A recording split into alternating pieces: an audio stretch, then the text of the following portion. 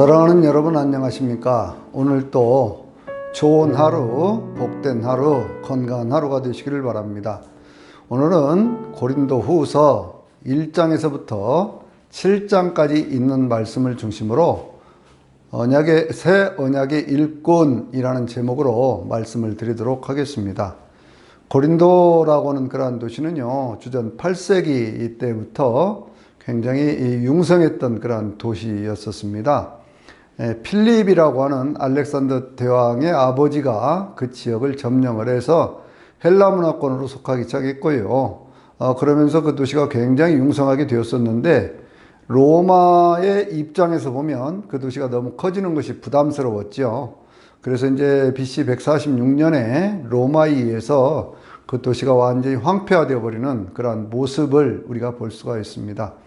그러다가 BC 44년이 되었을 때 시저가 다시 그 도시의 경제적인 중요성이라든지 여러 가지 지리적 이점이라든지 군사적 요충지로서의 그 가치를 인정을 하고 다시 복원을 하게 됨으로 해서 그 도시가요, 굉장히 다시 번창하기 시작을 하는데, 그 도시가 이 사도 바울이 복음을 전할 그 무렵, 그러니까 이제 사도 바울이 그 지역에 가서 교회를 세운 것은 51년, 52년 이 무렵이거든요.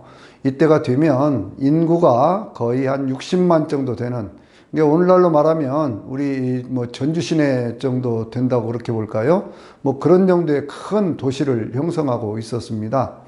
이 지역은요, 동서 어떤 그런 그 교통의 중심지고 무역의 중심지여서 굉장히 경제적으로 융성한 그러한 도시였고요. 특별히 거기에는 많은 우상을 섬기는 그런 신전들이 있었습니다. 그 신전들 가운데 대표적인 것이 그 아폴로 신전이 거기가 있었고요. 그리고 그 포세이돈 신전도 거기가 있었고, 헤라클레스 신전도 거기가 있었고요. 그리고 이제 황제 가운데 옥타비아누스의 그런 신전도 거기에 있었습니다. 고대 도시는요, 어떤 도시를 건설하다 보면 가장 높은 지역에다가 산성과 같은 것을 만들어서 그 도시가 침략을 받으면 그것을 이렇게 보호하는, 그리고 그것을 항거하는 그러한 장소로 만들어 놨었는데, 그 도시에도 한 4m 정도 되는 그러한 산이 그 중심에 있었거든요. 그러니까 이제 그 중심에 있는 그곳에 그들은 아크로폴리스라고 하는 것을 만들었습니다. 아크로폴리스라고 하는 것은, 아크로라고 하는 그러한 말은 높다는 그러한 뜻이고요. 폴리스라고 하는 것은, 그것은 도시라고 하는 그런 뜻이 있지 않습니까? 그러니까 이제 폴리스 우리가 그렇게 얘기를 할 때 그것이 어떤 정책이라고 하는 그런 의미도 있고요. 또 폴리틱스 하면은 무슨 정치라고 하는 그런 의미가 있는 것처럼, 옛날에 어떤 그런 도시는요, 전부가 다 도시국가였었기 때문에 아크로폴리스가 중심이 되는 그런 도시였던 것을 볼 수가 있습니다. 아크로폴리스의 한 중심에는 뭐가 있었느냐 그러면 아프로디테 신전이 있었는데요. 이 아프로디테 신전은 다른 말로 얘기하면 비너스 신전이에요. 그래서 그곳에는 굉장히 그 아름다운 그런 신전이 서 있으면서 동시에 거의 1000명이나 되는 그런 그 여사제들이 낮에는 사제로서 또 밤에는 창녀로서 그렇게 역할을 했던 것을 볼 수가 있습니다. 그러니까 그 도시는요, 굉장히 부유한 그런 도시면서도 향락과 쾌락, 사치의 도시였다, 이렇게 볼 수가 있죠. 우상숭배의 도시였었습니다.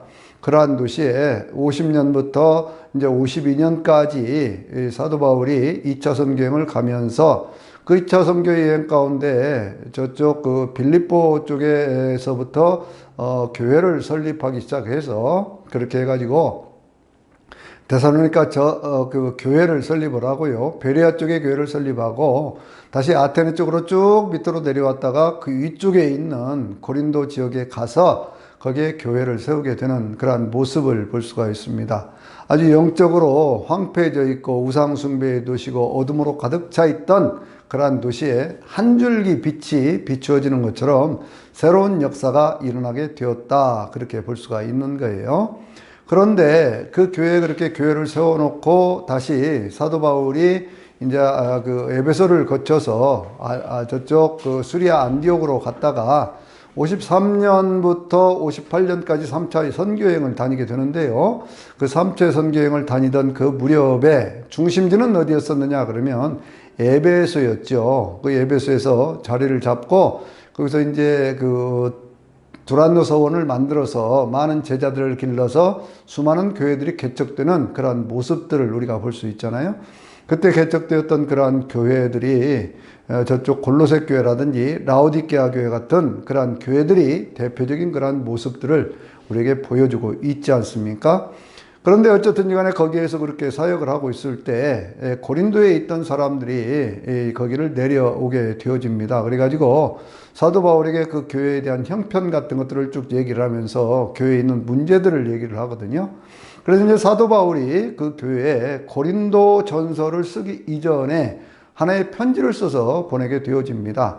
그런데 이제 그 편지가 그렇게 그닥 효과가 있었던 것 같지는 않아요. 이 편지를 썼다고 하는 것은 고린도전서 5장 9절에 있는 말씀 보면 사도 바울이 거기에 편지를 썼다고는 그런 내용들이 나오고 있거든요.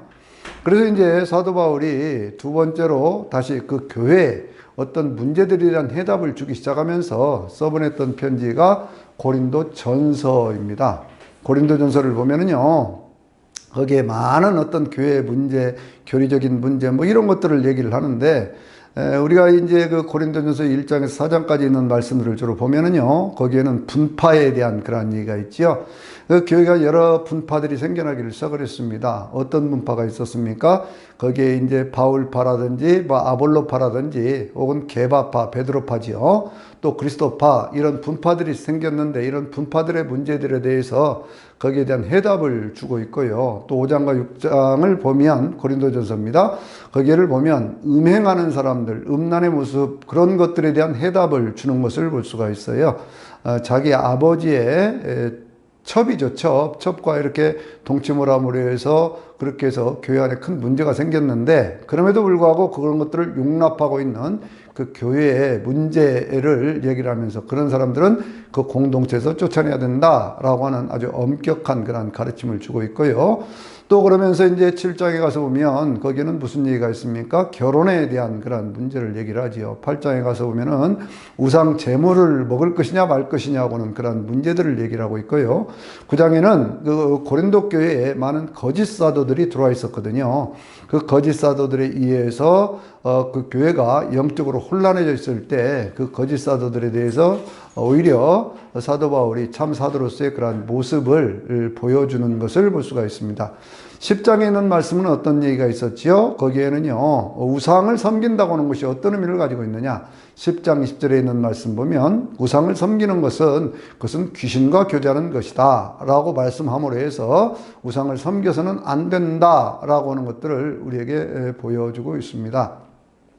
11장에 가서 보면은요, 교회 안에 있는 여러 가지 어떤 그런 재판의 문제라든지 뭐 이런 문제들도 얘기를 하면서 그것들을 왜 세상 법정으로 끌고 가느냐 이렇게 얘기를 하면서 교회 안에서 그런 문제들을 해결하는 게 좋다 이런 이제 뭐 여러 가지 얘기들을 하지요. 그런 다음에 성찬에 대한 얘기를 할 때 우리가 꼭 기억해야 될 말씀이 있다고 그랬어요. 그것은 11장 25절에 있는 말씀 보면 이 성찬에 대한 예식을 쭉 정리를 사도 바울이 하면서 뭐라고 얘기를 합니까? 이 피는 이 피로 맺은 새 언약이라고 하는 예수 그리스도의 보혈을 통해서 믿은 새 언약이라고 하는 것들을 강조해서 말씀하고 있는 그 내용들을 우리가 볼 수가 있습니다. 고린도 후서는요, 이 새 언약을 중심으로 해서 그 내용들이 전개가 되는 것을 볼 수가 있어요. 그런 다음에 이제 12장에 가서 보면 은사에 대한 말씀을 하지요. 은사는 뭡니까? 하나님 앞에 구원받았다고 하는 것 그 자체가 하나님의 은사이고요. 또 하나님께서 우리에게 직분을 맡겨준 것이 은사이고요. 또 하나는 우리에게 어떤 사역을 위해서 사역적인 도구로서 어떤 병고침의 은사라든지 뭐 능력을 행함이라든지 뭐 이런 믿음의 은사라든지 뭐 이런 은사뿐만이 아니라 지혜의 말씀, 지식의 말씀, 영 분별의 말씀, 방언과 방언 통역, 예언의 은사와 같은 사역적인 은사에 대한 말씀들을 쭉 합니다. 그러나 이 모든 은사는요, 어떤 그 차이가 있는 것이 아니고 모두가 다 성령의 나타남을 통해서 성령께서 친히 그 사람을 통해서 역사를 하시는 건데 이 모든 것들은 교회 공동체의 유익을 위한 것이다 라고 말씀을 하면서 이 모든 것들을 사랑 안에서 완성되어지는 것이다 라고 하는 얘기를요, 고린도전서 13장에서 말씀하고 있는 것을 우리가 볼 수가 있습니다. 그래서 더욱 큰 은사를 사모하라고 말씀을 하면서 사랑에 대한 얘기를 쭉 한 다음에 은사 가운데 두 가지, 곧 예언과 방언에 대한 것들을 이렇게 예를 들면서 14장 40절에 있는 그 말씀을 보면은요, 그 가운데에서 모든 것을 품위 있게 하고 질서 있게 하라라는 말씀으로 이렇게 정리해 주는 것을 볼 수가 있어요. 15장에 있는 말씀이 그 유명한 부활에 대한 말씀이죠. 이 부활이 없다면 우리의 모든 믿음이 헛것이다. 그런 얘기예요. 그러니까 이 성경 전체에 어떤 사도 바울이 전했던 모든 복음의 핵심, 그거는 뭐냐면 죄사함 받는다. 예수 그리스도의 보혈을 통해서 죄사함 받는다. 예수께서 부활하신 것처럼 우리도 부활한다. 영생을 얻는다. 우리가 사도신경에서 고백하고 있죠. 죄사함을 받는 것과 몸이 다시 사는 것과 영원히 사는 것을 믿습니다. 라고 하는 이 내용이 우리 신앙의 목표이고 신앙의 결론이라고 하는 것을 우리가 볼 수 있습니다. 그런 다음에요, 16장에 가서 보면 헌금에 대한 얘기를 간략하게 이렇게 얘기를 하면서 너희가 어떤 그런 헌금을 약속했던 것들을 잘 준비해 주면 좋겠다라고 하는 그런 권면.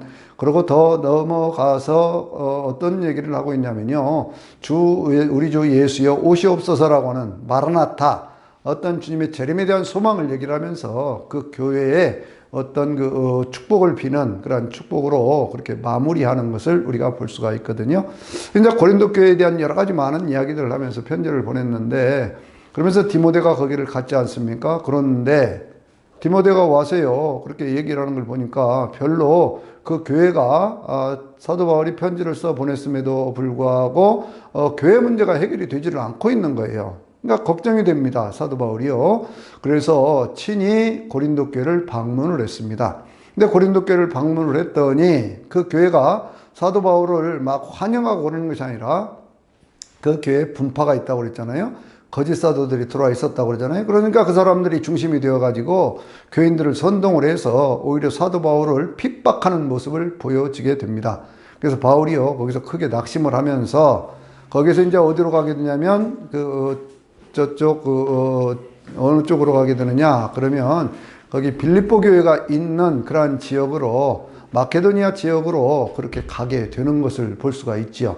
마케도니아 지역에 가서 거기에 사도 바울이 쓴 편지가 있는데 그 편지를 우리는 눈물의 편지라고 얘기를 합니다. 사도 바울이 이 2장에서 그런 얘기를 하고 있거든요. 그 눈물의 편지를 써 보내면서 사도 바울이 그 속에서 그들을 얼마나 사랑했는지라고 하는 것들에 대한 그 말씀들을 쭉 하는데, 그러고 나서도 이제 거기에 대한 것들이 금방 이제 사도 바울이 거기에 있다가 다시 에베소 쪽으로 내려왔거든요. 그런데 에베소 쪽으로 내려오는데 그 눈물의 편지를 써 보냈던 그 디도를 사실은 어디서 만나기로 했냐면 드로아라는 지역에서 만나기로 했는데, 드로아 지역에 디도가 오지 않으니까 마케도니아로 갔을 때 거기에서 그 사람들의 반응을 듣게 되는 거예요. 그 편지를 받고 그들이 회개하고 돌아섰다라고 하는 얘기를 들으면서 큰 기쁨을 가지고 다시 에베소로 왔습니다. 에베소로 와가지고요, 그 교회가 잘 정리된 그러한 것들을 보면서 사도 바울이 그 교회에 대한 모든 문제들에 대한 해답을 최종적으로 주는 그것이 바로 고린도 후서에 있는 그런 내용들이거든요.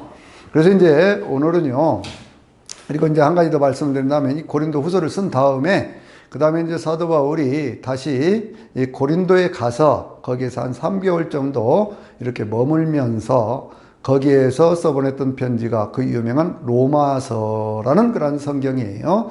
그래서 이제 사도 바울이 3차 선교행을 쭉 이렇게 마무리하면서 첫 번째로 썼던 갈라디아서, 그 다음에 데살로니가 전후서, 그리고 고린도 전후서, 로마서까지를 쓰면서 사도 바울이 3차 선교 여행의 모든 결과물을 다 담아서 로마서를 완성하는 그런 모습을 볼 수가 있습니다. 자, 이제 그 내용들을 구체적으로 한번 살펴볼까요? 고린도 후서 1장을 보면 사도 바울이 나는 하나님의 뜻으로 말미암아 사도가 되었다라고 하는 것 항상 강조하고 있죠.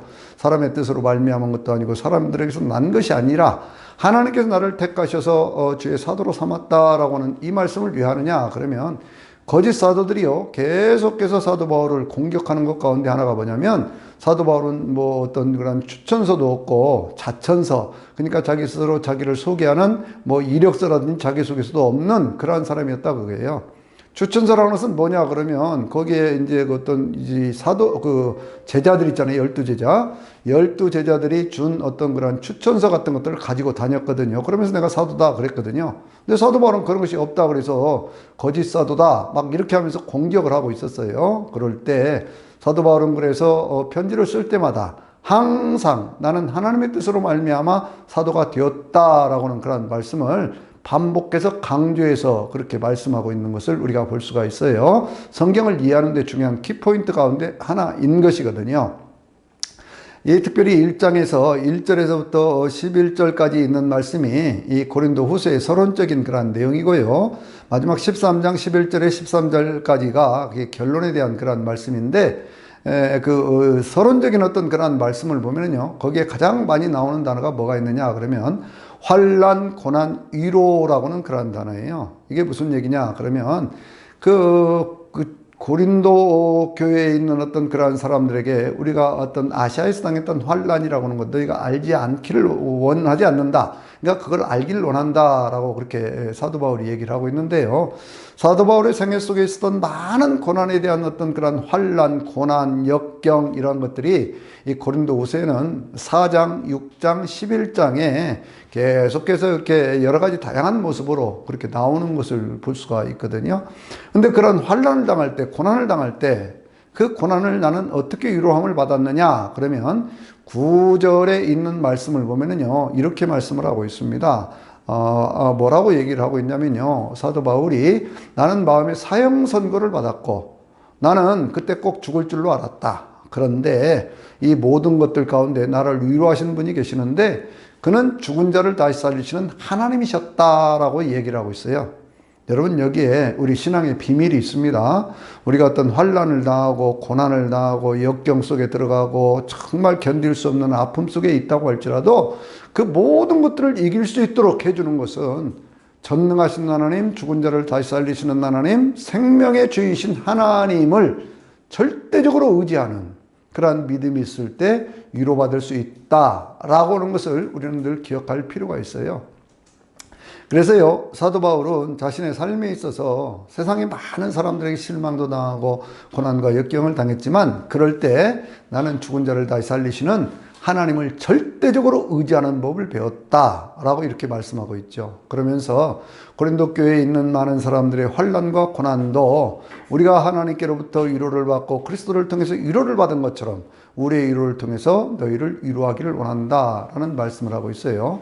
사도 바울이 공격을 받았던 것 가운데 하나는 뭐냐면 1차 때 한번 처음에 이제 교회를 개척할 때 한번 거기를 갔었잖아요. 그리고 이제 다시 교회가 문제가 있다고 하는 그 이야기를 들으면서 대략 한 54년, 55년 이 무렵으로 보여지는데요. 그때 그 지역을 다시 방문을 했잖아요. 그런데 그 방문을 하면서 거기에 있는 교인들하고 다툼이 있어가지고 그가 거기에서 오래 있지를 못하고 마게도니아 지역으로 갔지 않습니까? 그런데 그 마게도니아 지역으로 갔을 때 거기에서요, 다시 한번 너희들한테 가겠다라고 얘기를 했는데 그 지역을 가지를 않고 그러고는 이제 다시 밑으로 내려와서 그래서 에베소 쪽으로 와버렸거든요. 그러니까 이제 고린도에 있던 거짓 교사라든지 바울을 대적하던 사람들이 뭐냐면 바울이라는 사람은 신뢰가 없는 사람이다 하고 또 공격을 하기를 시작을 합니다. 온다고 했으면 와야지, 오지 않고 그렇게 해서 우리를 피해서 가버렸지 않느냐 이렇게 얘기를 하는 거예요. 그래서 이제 바울이 하는 그 유명한 말씀 가운데 하나가 뭐냐면 우리 주님께서 항상 아버지 하나님께 예라고 대답을 했던 것처럼 우리의 모든 삶에 있어서도 우리의 삶을 이끌어 주신 분이 육신적인 어떤 그걸 통해서 되어지는 것이 아니라 성령께서 이끌어 주심을 통해서 우리도 이러한 일들을 했다라고 이렇게 얘기를 하는 거예요. 그러면서 하는 얘기가 뭡니까? 앞으로는 예하면서 속으로는 아니요 하는 그런 삶이 아니라는 거예요.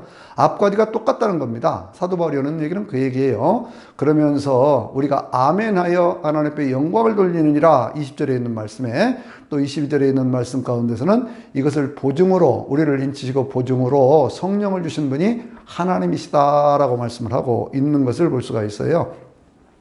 그래서 사도 바울이 이러한 얘기를 하면서 눈물의 편지 속에서 그 사람들이 회개하고 돌아섰다고는 그러한 얘기를 들으면서 거기에 대한 기쁨을 표현하고 있는 그것이 바로 이제 2장에 있는 말씀이라면 3장에서 어떤 내용을 얘기를 하고 있냐면요. 3장에서는 특별히 우리는 하나님의 새 언약의 일꾼이다 라고 하는 말씀을 이야기하고 있습니다. 그게 3장 6절에 있는 말씀인데요. 3장 6절에서 그렇게 말씀하고 있는 새 언약의 일꾼이라고 하는 것은 옛 언약이라고 하는 것이 있다는 것을 전제하고 있는 것이죠. 옛 언약이 무엇일까요? 그것은 모세를 통해서 하나님께서 시내산에서 맺었던 그 언약 아니겠습니까? 그 언약이라고 하는 것이 이스라엘 백성들을 제사장 나라가 되게 하고 온 세상 가운데 하나님의 백성이 되게 하겠다고 하는 그 언약의 말씀이거든요. 그러면서 맺었던 것이 그 내용이 뭡니까? 율법, 십계명과 여러 가지 율법에 대한 그러한 내용들이었지요. 근데 이스라엘 백성들이요, 그것을 이게 모세가 하나님 앞에 율법을 받으러 올라갔을 때에 그 산 밑에서 뭐라고 있었습니까? 금송아지를 만들어 놓고 거기서 춤추며 놀고 있는 그러한 모습을 보여주지 않습니까? 출애굽기 33장과 34장을 보면요, 거기 이제 모세가 하나님께서 저기 한번 내려가 봐라 라고 얘기를 했을 때 거기를 내려서 보니까 그런 일이 있잖아요. 그래가지고 이제 그 십계명의 두 돌판 하나님이 만드신 것을 밑으로 던져서 깨버렸어요. 그리고 다시 그것을 두 돌판을 새겨가지고 그것을 이제 만들어가지고 올라가서 또 40일간 금식기도 하면서 하나님과 이렇게 대화하면서 그렇게 하다가 내려오게 되어지는데 그때 내려오는 모세의 얼굴에서 광채가 나기를 시작을 합니다. 얼굴에서 빛이 나기를 시작을 하니까요, 사람들이 그것을 두려워하잖아요. 그래가지고 모세가 그때 잠깐 그 얼굴에 있는 광채를 가리기 위해서 수건을 얼굴에 둘러쓰는 그러한 모습을 보여주고 있거든요. 그런데 여기서 이제 우리가 알아야 될 것이 뭐냐면 모세가 얼굴에 수건을 썼기 때문에 그 광채가 가려졌는데 그러면 그 광채가 수건을 벗은 다음에도 계속해서 있었느냐? 아니라고 하는 거죠. 모세 얼굴에 있던 그러한 광채는요, 하나님과의 만남과 그 거룩한 순간의 체험을 통해서 그때 주어졌던 은혜였지 그것이 육신을 가지고 살아가는 동안에 여전히 영원히 있었던 것은 아니다라고 하는 것을 말씀하고 있는 거예요.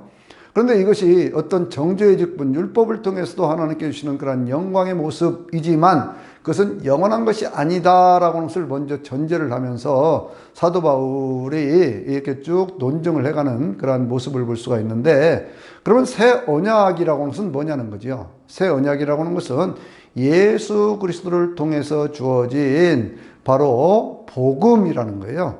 복음의 일꾼이라는 거죠, 우리는. 사도 바울은 그리고 그 복음을 전하는 모든 사람들은 바로 그 새 언약의 일꾼이라는 거예요. 새 언약의 중심은 뭐가 있어요? 예수 그리스도의 십자가를 통한 죄사함, 그리고 부활 영생이라고 하는 것이 있는 것이죠.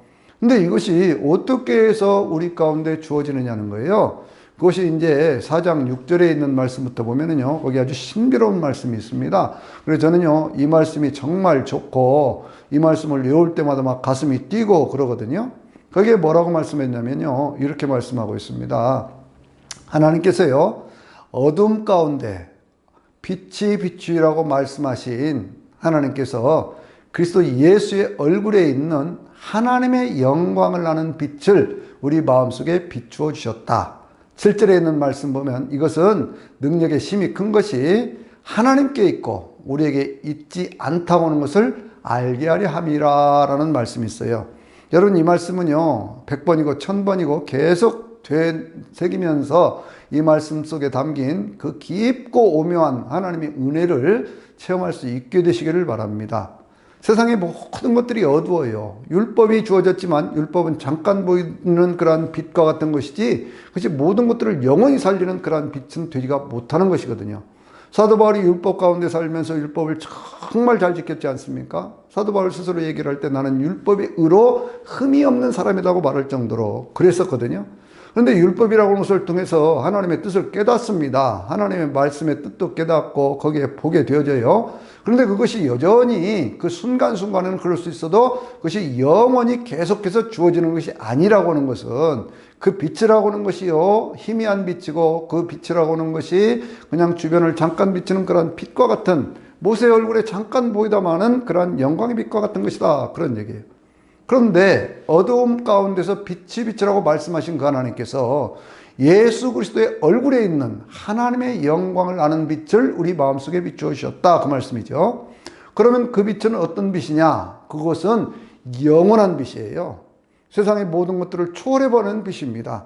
생명의 빛이에요. 이 생명의 빛에 대해서 성경은 두 곳을 우리가 참고해서 보면 알 수가 있는데, 창세기 1장에 보면 대초에 하나님이 천지를 창조하셨죠. 그때 땅은 혼돈하고 공허하며 흑암은 깊음 위에 있었습니다. 이 말씀이 무슨 얘기예요? 세상의 모든 것들이 혼돈하고 공허하고 어둠이 꽉 차 있어서 아무것도 구별할 수 없는 그러한 상태에 있었거든요.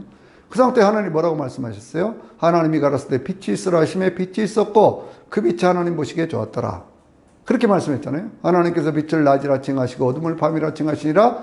저녁이 되고 아침이 되니 이는 첫째 날이니라. 세상에 있는 모든 어둠들을 물리치는 그 빛의 역사가 예수 그리스도께서 세상에 있는 모든 사람들 가운데 예수 그리스도를 영접한 사람들의 마음속에 비추어 주시는 거예요. 요한복음 1장에서는 그 빛에 대한 것을 이렇게 말씀합니다. 대초에 말씀이 계셨는데 이 말씀은 하나님과 함께 계셔서 이 말씀이 곧 하나님이시라는 거지요. 이 말씀을 통해서 세상 모든 것들이 지음을 받았는데 그 말씀이 없이는 모든 것들 가운데 어느 것도 지음받지 않은 것이 없다고 말씀했습니다. 그러면서 동시에 이 말씀은 세상에 있는 모든 사람들의 그 빛이라고 그랬고 이 빛 속에 사람들의 생명이 있다고 그랬어요. 이 빛에 생명이 있는데 이 생명 가운데 그 빛이 있다고 그랬습니다. 그렇기 때문에 예수 그리스도의 그 얼굴에 있는 하나님의 영광을 아는 그 빛이 우리의 마음속에 비춰지기 시작하는 순간 우리가 어떤 사단의 어떤 괴계에서 풀려나게 되고 어둠 가운데 있던 우리가 빛의 자녀로서 거듭나게 되어지는 그러한 은혜가 있게 되어지는 것이죠. 그러니까 우리는요, 지금 우리는 예수 그리스도를 믿는 저나 여러분은요, 새 언약의 주인공이에요. 이것이 중요한 것입니다. 기독교 신앙의 핵심이에요. 세상 가운데 어떤 어두움, 율법적인 어떤 그런 것들을 통해서 혹은 세상의 어떤 수련을 통해서 어떤 사람들 그러지 않습니까? 무엇을 수련을 하다 깨달아갖고 자기가 뭐라 했네 그런데 여전히 사는 걸 보면 그전에 삶하고 크게 달라진 것이 없는 거거든요. 그러나 예수 그리스도의 새 생명 가운데 사는 그러한 사람들은요, 4장 16절에 있는 말씀 보면 우리의 모든 겉사람은 후패해 갈지라도 우리의 속사람은 날마다 새로워진다고는 그런 은혜 속에 살게 되어 있는 거예요. 겉사람이 뭡니까? 우리의 육체적인 모든 삶이죠. 육적인 삶이에요. 이런 육적인 삶, 육체라고 하는 건 세월이 갈수록 자꾸 낡아져 갑니다. 그러나 우리의 속사람, 하나님의 은혜를 입은 우리의 영혼, 하나님의 생명으로 살아가는 영생할 수 있는 그러한 존재로 거듭나게 된 우리의 영혼은 날마다 새로워진다고 그랬어요. 새롭다고 하는 것은요, 헬라어에서는 두 가지가 있거든요. 새롭다. 네오스라는 단어가 있습니다. 네오스는 뭐냐면 시간이 지나면 새로워진다는 거예요. 이것은 똑같은 제품인데 작년에 만들어 놓은 제품이 있고 올해 새로 나오는 제품이 있잖아요. 그러면 올해 새로 나오는 것을 신상품 그렇게 얘기를 하지 않습니까? 이것이 시간이 지나면서 새로워진 거예요. 똑같은 건데 시간이 지났기 때문에 새로 만들어졌기 때문에 새롭다. 이걸 네오스라고는 그런 단어를 쓰거든요. 그런데 여기 성경에 있는 말씀에는요, 카이노스라는 그런 단어가 쓰고 있어요. 카이논, 카이노스, 우리가 또 카이로스, 크로노스 그런 얘기 하지 않습니까? 이런 단어는 무엇을 말씀하냐면 그것은 질적으로 전혀 새로워진 그러한 존재라고 하는 것을 말씀하고 있는 것이에요. 그러니까 우리의 존재라고 하는 것을 어떤 사람들은 우주 가운데 있는 티끌 같은 존재다 그렇게 얘기를 하는 사람인데 아니올시다. 그렇게 얘기하는 것은요, 과학과 철학의 영역에서는 그렇게 얘기할 수 있습니다. 그러나 예수 그리스도를 믿는 믿음 안에서는요, 우리 개개인의 존재라고 하는 것, 예수 그리스도 안에 있는 우리들은 전부가 어떤 존재냐? 그러면 다이아몬드와 같이 빛나는 보석 같은 존재가 되어지는 거예요. 그래서 우리는 이 신앙생활을 하는 겁니다. 우리의 겉사람이 낡아져 가지요. 세월이 지나가면서 연약해져 갑니다. 세월이 지나가는데 막 더 건강해지고 더 좋아지고 그러면 좋겠지만 그것은 상당히 어려운 얘기 아닙니까? 그래서 인간들은 스스로의 노력을 통해서 자기가 더 영생을 해보려고 하는 헛된 꿈도 꾸고 그러지만 우리는 하나님 앞에서 하나님의 은혜를 통해서 그 하나님의 그 영광을 아는 그 빛이 우리 마음속에 비추어지고 우리 안에 영원한 생명이 담겨져 있고 우리 안에 그 빛을 통해서 어둠이 떠나가 버렸기 때문에 우리는 빛의 자녀가 된 것이거든요. 예수 그리스도를 가리켜서요, 이러한 진리를 믿지 못하게 하는 것, 4장 4절에 있는 말씀을 보면은요, 그건 이 세상 신들이 그거 믿지 못하게 한다고 그랬어요. 그럼 그리스도는 누구냐? 하나님의 형상이라고 그랬고, 히브리서 1장 3절에 있는 말씀 가운데서는요, 예수 그리스도는 하나님의 본체의 형상이요 그리고 영광의 광채다, 그렇게 말씀하고 있거든요. 그 빛이 우리 안에 있는 겁니다. 그 빛이 비추어진 겁니다. 그러니까 우리는 세상 가운데 있는 그 모든 어둠들을 물리치고 그렇게 살아가게 되는 그러한 사람들이 되어진 것이거든요. 이것을 사도 바울은요, 다시 이렇게 또 설명을 하고 있습니다. 세상에 있는 두 가지 집이 있다는 거예요. 한 가지 집은 5장에 있는 말씀 보면 이 세상 가운데 천막과 같은 집이 있다는 거예요. 사도 바울은 텐트 메이커 아니었습니까? 그러니까 천막을 만들어가면 천막이 날마다 새로워지는 거 아니잖아요. 그런데 그것과는 다른 집이 있다는 거예요. 그것이 하늘에 있는 영원한 집이라고 하는 것이죠. 그러니까 이것은 세월이 갈수록 낡아져 가지만 우리는 하늘에 있는 영원한 집이 있고, 그래서 그 영원한 집을 덧입기를 바란다, 이렇게 얘기를 하면서 사도 바울이 뭐라고 고백을 하고 있습니까? 사도 바울이 이 5장 17절에 있는 그러한 말씀을 통해서요, 그러므로 그리스도 예수 안에 있는 사람들은 새로운 피조물이라 보라 새 것이 되었도다 라고 말씀하고 있잖아요. 새로운 피조물, 여전히 이건 네오스가 아니고 이건 카이노스의 어떤 그런 존재라는 거예요. 똑같은 피조물이에요. 우리는 창조주는 될 수가 없어요. 그러나 하나님께서 우리 안에 주신 영원한 생명을 통해서 그 빛이 우리의 마음속에 비추어지고 어둠이 떠나갔기 때문에, 그래서 우리는 하나님의 자녀로서의 그 고귀한, 그 사람 가운데 어떤 티끌 같은 그러한 존재가 아니라 다이아몬드 같이 빛나는 그러한 존재로서 영원한 생명을 누릴 수 있는 새로운 피조물이라고 하는 것이죠.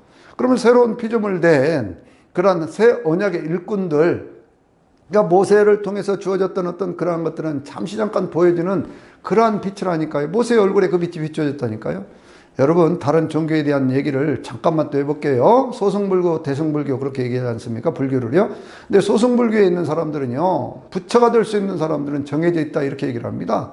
모든 사람이 다 부처가 되는 건 아니라 그러니.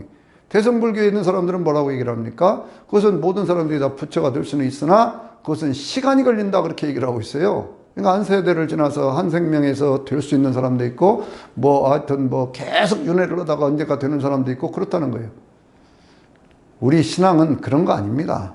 하나님의 은혜에 대해서, 그래서 우리의 인생이라는 것이 연약한 것이지만, 부족한 것이지만, 우리 안에 있는 모든 어둠을 하나님의 생명, 하나님의 빛이 그걸 몰아내주고 우리 안에 영원한 생명을 가진 그러한 존재로 변화시켜 주셨기 때문에 우리는 모두가 다요, 새로운 피조물된 그러한 사람들이거든요. 그러면 새로운 피조물된 우리는 어떻게 살아야 되느냐, 거기에 대한 문제가 있지 않겠어요? 그것을 5장 20절에 있는 그러한 말씀을 보면은요, 우리가 그리스도 예수는 어떤 분이냐? 하나님께서 세상의 모든 사람들과 그리고 하나님 사이에 그 모든 것들을 화목케 하시는 그러한 일을 하시는 분이 예수님인데, 중요한 말씀이에요. 5장 20절에 있는 말씀 보면, 그 위에 있는 그런 말씀들을 보면 뭐라고 말씀하고 있냐면, 우리가 그리스도 예수를 대신해서 이 화목케 하는 직분을 맡았다, 이렇게 말씀하고 있어요. 이게 저나 여러분이 해야 될 그러한 일이거든요. 하나님께로부터 먼저 은혜를 받아서 하나님 믿는 하나님의 백성이 되어서 영생할 수 있는 존재가 되었으면, 어둠 가운데 있는 그러한 사람들에게 그리스도 예수를 전해서, 그래서 그들로 하여금 어둠에서 벗어나서 빛의 자녀가 되도록 하는 일, 바로 그 일이 화목케 하는 그러한 직분을 맡은, 바로 그것이 저나 여러분이 새 언약의 일꾼, 복음의 일꾼이라고 하는 것입니다. 그러면 이 복음의 일꾼으로 살아가는 그 모든 것들을 우리가 언제 해야 될까요? 6장으로 가서 보니까요, 하나님께서 구원의 날에 내가 너를 도왔고 어떤 은혜 받을 만한 때에 내가 너를 도왔다고 주님 말씀을 하고 계시거든요. 그러니까 은혜 받을 만한 때에 내가 너에게 들었고, 그리고 구원의 날에 너를 도왔다, 이렇게 말씀을 하셔요. 그러면서 6장 2절에 있는 말씀 보면, 보라 지금이 은혜 받을 만한 때요, 보라 지금이 구원의 날이로다, 이렇게 말씀하거든요. 이게 무슨 얘기입니까? 이러한 은혜라고 하는 것은요, 이것은 지금 우리가 받아야 되는 은혜인 거예요. 이것이 나중에 10년 뒤 언제 기회 있을 때가 아니라, 이러한 은혜는 지금 우리가 새 언약의 일꾼된 우리가 지금 전 해야 되는 것이고, 이러한 은혜는요, 세상에 살아있는 동안에 기회가 있을 때 바로 그 순간 그 즉시 그것을 받아들여야 돼요. 왜 그러느냐? 6장 17절에 있는 말씀 보니까 이 모든 것들을 이루어 가시는 분은 성령님이신데 주의 영이 있는 곳에 자유함이 있기 때문에 그렇습니다. 예수님도 그렇게 말씀하셨죠. 너희가 내 말에 거하면 너희가 진리를 알지니 진리가 너희를 자유하게 하리라 라고 말씀하고 있죠. 죄에서부터 자유함을 얻고 어떤 저주에서부터 풀려나게 되고 하나님의 은혜의 생명 가운데 살아가는 그러한 삶으로 살게 되어지는 것이거든요. 그래서 7장에 있는 말씀은요, 이러한 내용들을 쭉 다시 한 번 더 반복을 하면서 하나님의 은혜 가운데 우리가 바라는 것, 그것이 뭐냐는 거죠. 7장 맨 마지막 절에 있는 그런 말씀을 보면은요, 7장 18절인가 아마 그럴 겁니다. 거기를 보면 우리가 바라는 것은 눈에 보이는 것이 아니고 눈에 보이지 않는 것이다. 눈에 보이는 것은 잠깐이지만 눈에 보이지 않는 것은 영원한 것이기 때문에 우리가 바라는 것은 잠깐이 아니라 영원한 것들을 추구하는 것이다 라고 말씀하고 있어요. 이것이 바로 기독교 신앙이에요. 우리는 눈에 보이는 것, 잠깐 앞에 있는 것, 이런 것들을 바라는 사람들이 아니에요.